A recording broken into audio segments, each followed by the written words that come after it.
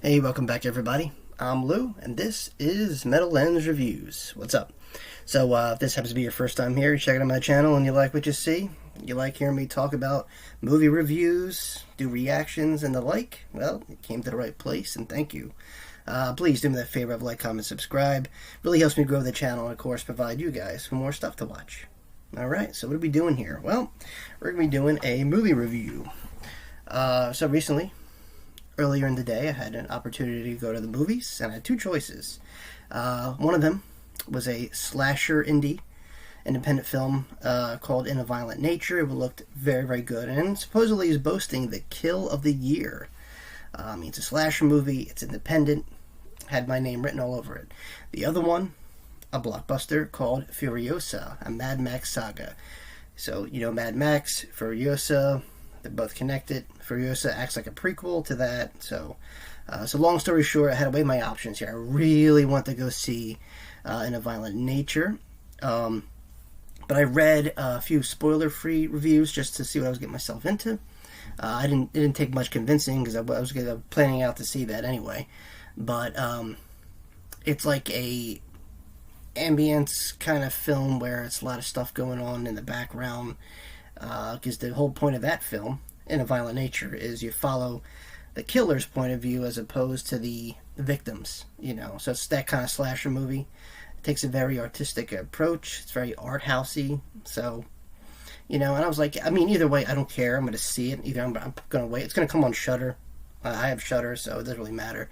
But either way, I'm going to see it one way or another. I just figure I want to get the limited time I do get to go out and enjoy myself, I'm going to spoil myself and turn off my brain and watch an action movie. And I think I made the good choice. So I wind up seeing Furiosa, a Mad Max saga, and before I get into it, I'll tell you why I kind of liked it, why people dislike it. Number one, I think it's because as a female lead, we're still adjusting to that. And don't get me wrong, some are bad choices when it comes to movies, but some make sense. And number two, why call it a Mad Max movie when Mad Max isn't in it? So, there's that. But if you could just suspend that belief system just for a little bit, turn off your brain and enjoy a movie.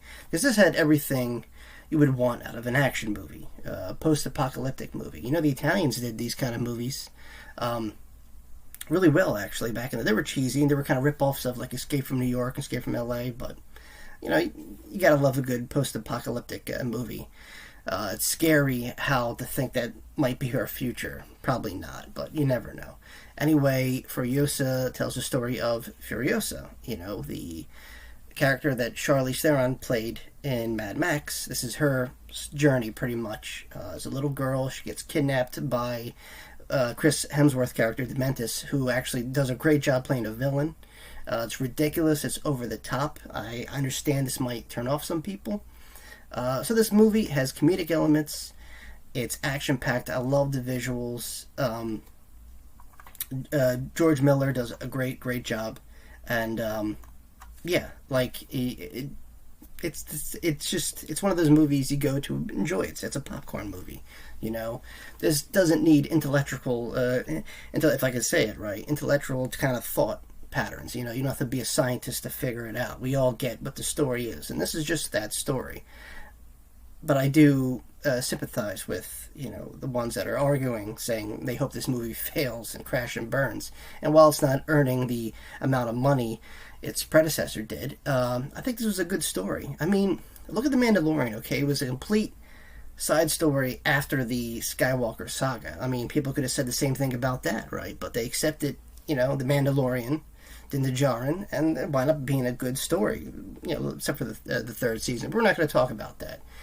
A side story is that. It's a story from the bigger picture broken down. Maybe it's a character, how their upbringings and origins, whatever. I don't mind origin stories. I don't mind prequels. I know people have a problem with that. I like storytelling, and it's entertaining. So if you take anything away out of the movie, minus all the minor complaints and reasoning behind it, you're going to enjoy yourself. Like I said, the visuals, I love the practical effects that were used in this.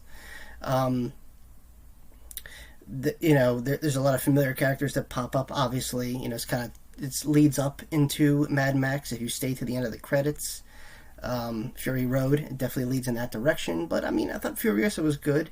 Anya Taylor-Joy, I think she's a good up and coming actress. You definitely, if you see her face, you definitely know who she is. She's been in a lot of movies. Right off the top of my head, The Northman, she played a character in that.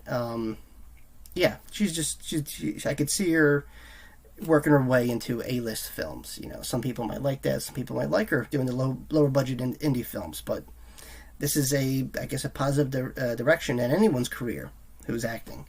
So she just has like a very unique face, you know what I mean? Stands out. But yeah, I mean, basically it's Furiosa's story of her getting kidnapped by these, renegade biker gang, led by Chris Hemsworth's character, Dementis. And it's like half his story. So in the beginning, it's a 2 hour long movie too. But there's a lot going on. It didn't feel like 2 hours. I'm gonna be honest with you. It just didn't. It just kind of went nonstop.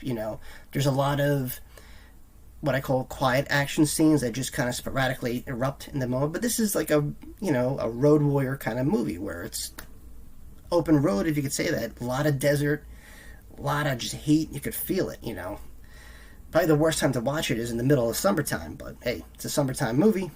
So, and it's a night out or a day out or whatever. Like you said, not every movie has to be broken down with a PhD, whatever. I mean, if you like entertainment, if you like to be entertained, action, this is going to be up your alley. Even if you don't know Mad Max, you should know probably a little bit, but go into this, I think you're going to enjoy yourself regardless because of the visuals alone, man. And George Miller made a desert look spectacular. You know what I mean? Right, nothingness into something. It's cool. So anyway, it just follows Furiosa's character from just being passed from one horrible biker gang to what's his name? Immortan Joe or something. You know him if you've seen him. He wears like the guy's a character, and his weird clan of people and inbreds. It's a big universe. It's a cool, it's a saga. So and like I said, it was entertaining at the end of the day, and you get to watch Furiosa's character developed. Now I know you're saying a lot of people didn't want this; they wanted maybe a little step in the forward direction. I guess depending on how well this movie is, because George Miller has discussed recently that he wants to continue the journey. Maybe, probably no. Actually, I think in fact, tell the rest of Mad Max's story. With actually Max being in it. But anyway, yeah, I think it was good. Like I said, it was entertaining. There's a few critics out there who are gonna, for specific reasons, I don't feel like mentioning it again, are gonna hate it and can it, whatever. I think it's like I said, at the end of the day, it's a movie. You get to go out, that's a plus, and it's entertaining. Like I said, you don't need, to be all, think about your movie at the end of it. It doesn't have to, you go there for the experience, at the end of the day. So that's what it's about. But yeah, like I said, visuals, the character development. It's a 2 hour long movie, and it's to be honest, it wasn't boring. Even the scenes when there's nothing going on were interesting to watch because it's always something in the background. It could be just two people die. Just the way the scope of the film was big. I'm not sure what the budget was, but it looked big. Obviously, it's not going to surpass Fury Road, but at the same time, like I said, it's a worthy prequel. It's a good. I think you could probably watch this back to back because it feels like it's one seamless kind of movie.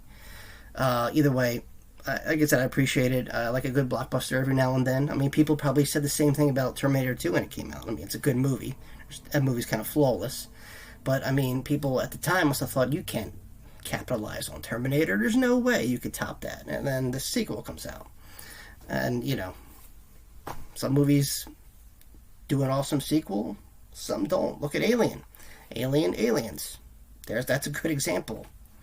Jaws 2, not so much, but, there's hit and misses when it comes to sequels. This is more or less a prequel. that leads up to the the first movie's events. And like I said, it's good. Like I said, at the end of the day, you want something to entertain you. Like I said, you suspend your disbelief, all your rationality and all that stuff. I think it'll be in for a good movie. Like I said, at the end of that's the argument I'm trying to get across here. So yes, it's going to be criticized to death, probably because people enjoy, comparing stuff. But really, what did you expect? Citizen Kane? Like, come on. Anyway, if you like George Miller, you like his work, if you liked any of the Mad Maxes, this is just another film in that series, that storyline. So take it as you will. Alright guys, well that's my review for Furiosa and Mad Max Saga. Check it out. Did you see it already? Did you like it? Tell me what you think. I don't care. Let me know in the comments below. I want to hear it all. Alright guys, thanks again for watching. If you made this far into the video, please like, comment, subscribe, especially if you haven't already. And as always, my friends, I'll see you all very, very soon. Peace.